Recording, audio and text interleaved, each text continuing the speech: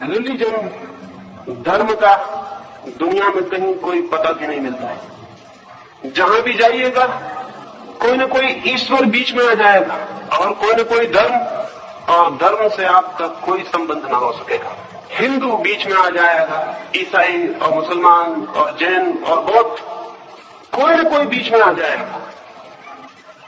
कोई न कोई दीवार खड़ी हो जाएगी, कोई न कोई पत्थर बीच में अटक जाएगा और द्वार बंद हो जाएगी।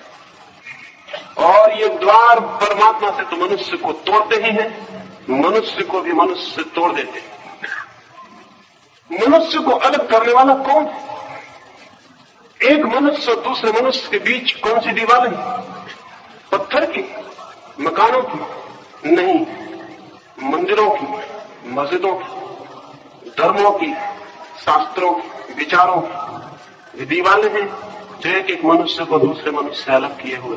और स्मरण रहे कि जो दीवारें मनुष्य और मनुष्य को ही दूर कर देती हों, वे दीवारें मनुष्य को परमात्मा से कैसे मिलने देंगी? यह असंभव है, यह असंभव है। अगर मैं आपसे दूर हो जाता हूं तो ये कैसे संभव है कि जो चीज मुझे आपसे दूर कर देती हो वो मुझे उससे जोड़ दे जो कि सबका नाम? ये संभव नहीं है।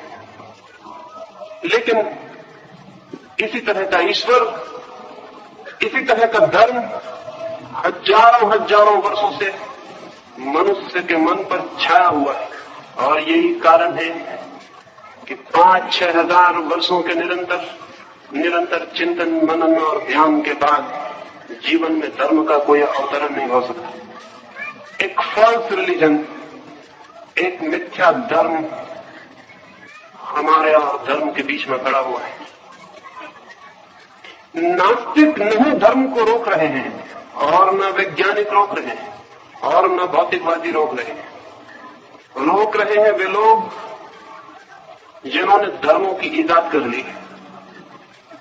और तब हम उन ईजाद किए किसी न किसी धर्म की दीवार में आबद्ध हो जाते हैं, कारागृह में बंद हो जाते हैं, और हमारे चित्त स्वतंत्र हो जाते हैं, और उस स्वतंत्रता को खो देते हैं जो कि सत्य की खोज की पहली शर्त है। ऐसा ईश्वर मर गया, मर जाना चाहिए। न मरा हो तो जिन लोगों को भी ईश्वर से प्रेम है उन्हें सहायता करनी चाहिए कि वो मर जाए, उसे दफना दिया जाना चाहिए। अगर समय रहते ये न हो सका तो सच्चे धर्म के अभाव में मनुष्य जाति का क्या होगा ये कहना बहुत कठिन है। और बहुत दुर्भाग्यपूर्ण भी है वो घोषणा करनी, और उस दिन की कल्पना भी मन को कपाने वाली। आज भी मनुष्य का क्या हो गया है? आज भी मनुष्य क्या है?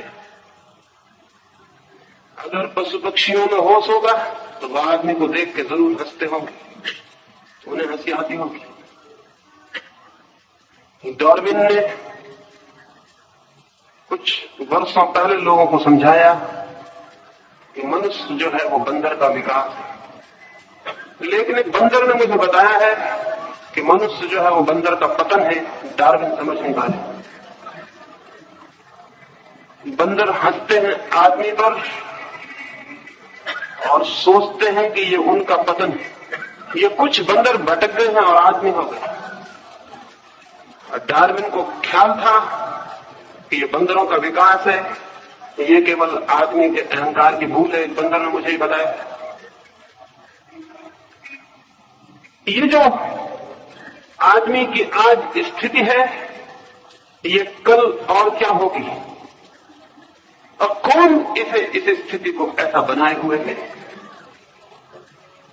स्मरण रखिए, बीमारियों से भी ज्यादा घातक वे दवाइयां हो जाती हैं जो झूठी हों।